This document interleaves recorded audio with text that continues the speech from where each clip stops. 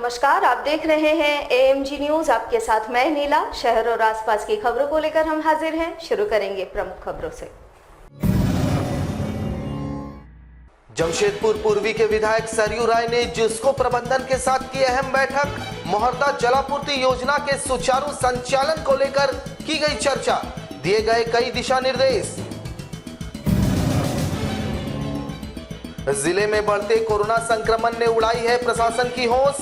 Surveillance team के साथ आयोजित हुई बैठक, बाहर से आने वालों के संपर्क में आए लोगों की जाएगी पहचान। परसुडी थाना क्षेत्र में चोरों ने दिया चोरी की घटना को अंजाम। ज्वेलरी दुकान का छत काटकर उड़ाए 3 लाख के आभूषण।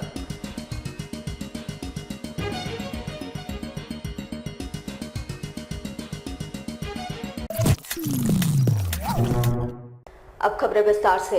जमशेदपुर पूर्वी के विधायक सरयू राय ने टाटा स्टील और जुस्को के अधिकारियों के साथ एक बैठक की, जिसमें जिले के उपायुक्त तथा कई वरीय अधिकारी शामिल रहे। इस दौरान बिरसा नगर के मोहर्दा जलापूर्ति योजना के बारे में विस्तार से चर्चा की गई। इसके अलावे साफ सफाई पर भी चर्चा की गई। सरयू राय ने यह बताया कि वर्ष 2017 में ही मोहर्दा जलापूर्ति योजना जुस्को को एक समझौते के तहत दे दिया गया था। इसमें 60% जुस्को और सरकार को 40% खर्च करना था। अब इस पर समझौता होने पर जुस्को ने कहा था कि पानी का दर बढ़ाने की जरूरत है। यह भी बताया गया कि पहले ही समझौते के बाद पूर्ववर्ती सर रघुवर दास की सरकार को कहा गया था कि रेट बढ़ाना वे लोग चाहते हैं, लेकिन इसको लटका कर रख दिया गया। इसके बाद आज तक पानी का रेट तय नहीं किया गया।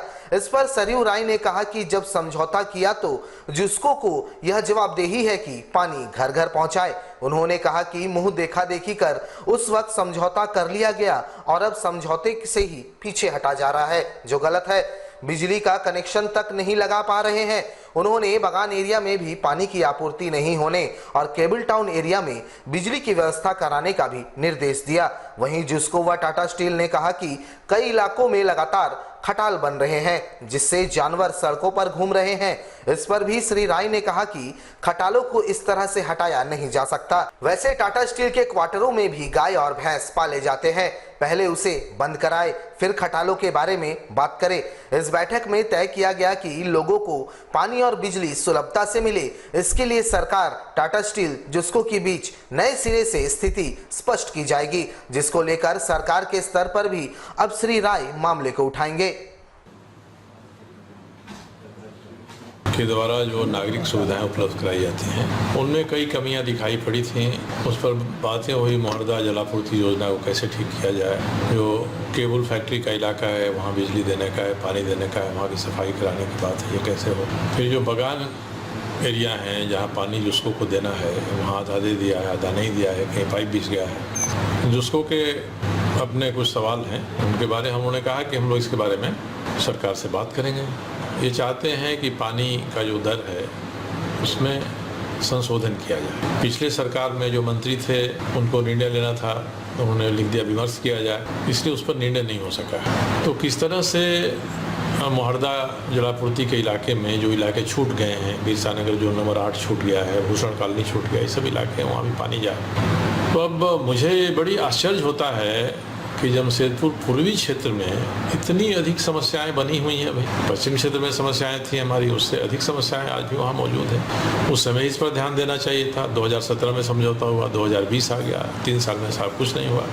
इन्होंने एक बात उठाई जुस्को के लोगों ने कि बहुत सारे नए नए खटाल खुलते जा रहे हैं और सड़कों पर जानवर घूमते हैं, इसके चलते हमको कठिनाई हो रही है, हमारी मशीनें खराब हो जा रही सफाई करने। तो मैंने उनको एक आध स्पेसिफिक स्पॉट बताया कि आपके क्वार्टरों में भी खटाल खुल रहे हैं, वहाँ भी लोग गाय भैंस रख रहे हैं, तो पहले तो वहाँ निपटाइए। हम लोग चाहेंगे शहर बेहतर हो और जो खटाल चलाने वाले हैं वो गरीबी में कमी में चलाते हैं, तो उनकी व्यवस्था भी अलग से हो।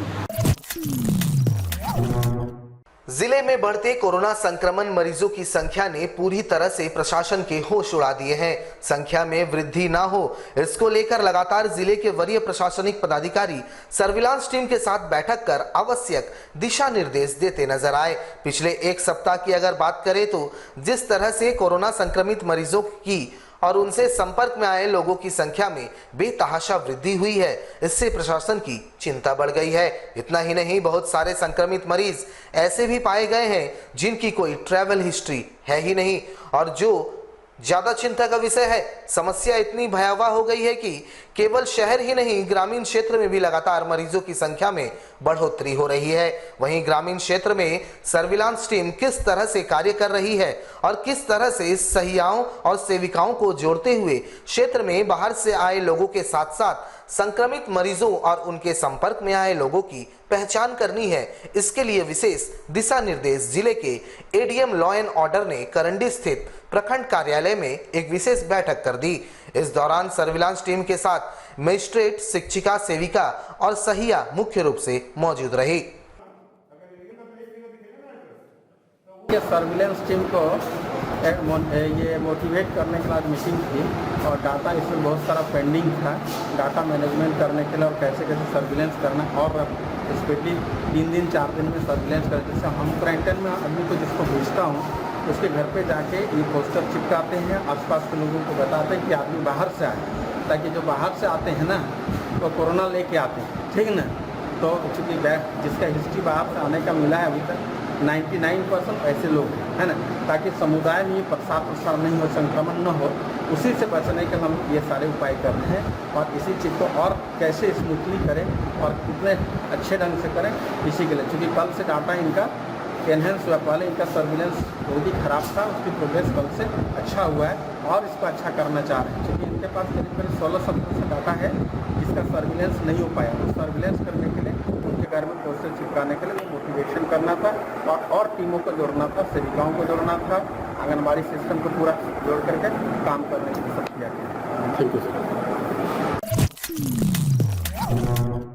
जमशेदपुर के परसूड़ी थाना अंतर्गत बावनगोड़ा दीनानाथ ज्वेलर्स में चोरों ने छत काटकर 3 लाख रुपए के गहना और नकदी की चोरी कर ली। उधर दुकानदार ने स्थानीय थाना में अज्ञात चोरों के खिलाफ एफआईआर दर्ज कराया। वहीं चोरों की तस्वीरें सीसीटीवी कैमरे में कैद हो गई है। परसूड़ी थाना पुलिस मामले की जांच कर रही है। दुकानदार दिनेश राणा ने बताया कि बामनगोड़ा मेन रोड में ज्वेलरी की दुकान है। सुबह 9 बजे जब दुकान का शटर खोला तो देखा कि उनकी दुकान का सारा सामान बिखरा हुआ है और दराज भी खुला पड़ा है। इसकी सूचना उन्होंने पुलिस को दी। दुकान के सारे सोने चांदी और राशि स्टोन के सारे गहनों की चोरी चोरों ने कर ली है। की तरह हम रात 9 बजे दुकान बंद करके घर जाते हैं। सुबह जब वो आया दुकान खोलने का था, फिर अंदर घुस के देखा ऊपर में एडवेस्टर टीना सब कटा हुआ है। उसके बाद जो शोकेस में जितना सारा मतलब सोना चांदी का जो ये सामान था वो सब गायब मिला। 3 लाख रुपया जैसा का मूल्य का सामान लेके लिया। ऐसे तो सब किसी पर नहीं है, लेकिन उसके बाद में हम लोग सीसीटीवी में भी देखा, रोड में जो लगा हुआ है उसमें एक गो बाइक में 3 गो लड़का को दिखाई दिया। तो उसके बाद थाना में खबर दिए, थाना वाला भी आया था। फिल्म अभिनेता सुशांत सिंह राजपूत के आत्महत्या के मामले को सीबीआई जांच कराए जाने की मांग उठने लगी है। शहर के सामाजिक संगठन के कार्यकर्ताओं ने साक्षी गोलचक्कर पर सुशांत सिंह राजपूत के याद में श्रद्धांजलि सभा का आयोजन किया। इस मौके पर परिषद के लोगों ने एक हस्ताक्षर अभियान चलाया। वैसे यह हस्ताक्षर अभियान का पोस्टर केंद्र सरकार को भेजा जाएगा और अविलंब पूरे मामले की सीबीआई जांच कराने की मांग करते हुए दोषियों पर कार्रवाई करने की मांग इन्होंने की है। इनके अनुसार एक सोची समझी साजिश के तहत आत्महत्या के लिए उन्हें प्रेरित किया गया, जिसकी सीबीआई जांच होनी चाहिए और दोषियों पर कड़ी से कड़ी कार्रवाई होनी चाहिए। हम लोग सुशांत सिंह राजपूत को श्रद्धांजलि देने के लिए और सीबीआई की जांच करवाने के लिए आज हस्ताक्षर अभियान चला रहे हैं जमशेदपुर के साक्षी गोलचक्कर में। और महाराष्ट्र के मुख्यमंत्री, प्रधानमंत्री जी और गृह मंत्री जी से निवेदन करते हैं कि इसके ऊपर निष्पक्ष सीबीआई जांच होनी चाहिए, क्योंकि धीरे धीरे जैसे जैसे दिन बढ़ रहा है वैसे सब समझ में आ रहा है कि इसके पीछे हत्या के पीछे कौन लोग।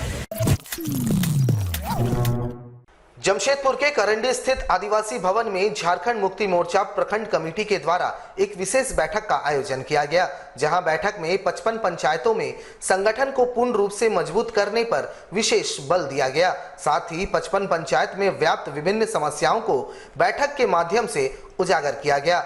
वहीं बैठक में पोटका विधानसभा के अंतर्गत आने वाले 22 पंचायतों के अध्यक्ष सचिव भी शामिल हुए, जहां प्रखंड अध्यक्ष बहादुर किस्कू के नेतृत्व में 22 पंचायत के अध्यक्ष और सचिव को निर्देश दिया गया कि वे अपने स्तर पर पंचायत समिति एक बैठक कर क्षेत्र में व्याप्त समस्याओं को उजागर करें, ताकि पोटका विधानसभा के विधायक संजीव सरदार के द्वारा जो चुनावी वादा किया गया उसे धरातल पर उतारा जा सके। वहीं इस संबंध में जानकारी देते हुए प्रखंड अध्यक्ष बहादुर किस्कू ने बताया कि विभिन्न पंचायतों में व्याप्त छोटी से छोटी और बड़ी से बड़ी समस्याओं को दूर करते हुए किस तरह से विकास के कार्य को करने हैं, इस उद्देश्य से इस बैठक का आयोजन किया गया, ताकि क्षेत्र के विधायक का ध्यान इस ओर आकृष्ट कराते हुए क्षेत्र में विकास की गंगा बहाई जा सके। हाँ बहादुर, किस चीज़ को लेकर बैठक कर रहे हैं? बैठक किस मुद्दे को लेकर? मनोज बाबू